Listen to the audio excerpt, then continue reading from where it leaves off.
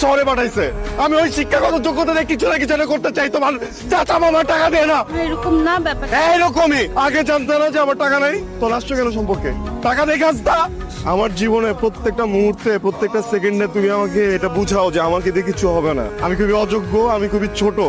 Sorry আমি no, আমি শুনতে চাই না। আমি এই পণ্যই হইতে চাই না। চাচার টাকা আছে, 1 কোটি টাকার গরম দেখো আমার না।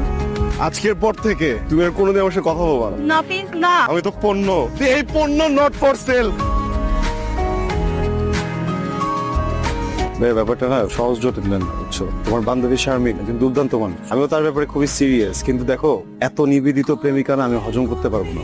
ভাইয়া আমরা না একটু বসি, আমি থাকবো, লামিয়া থাকবে, কথা দিচ্ছি সামনে কোনো পাগলামি করবে না। কিন্তু আপনাদের না দুজনের সামনাসামনি বসে কথা বলাটা খুব জরুরি, প্লিজ ভাইয়া। বসো। ভাইয়া কি খাবেন বলেন, অর্ডার দিই। আমি কিছু খাবো না, একটু কথা বলবো। ঠিক আছে ভাইয়া,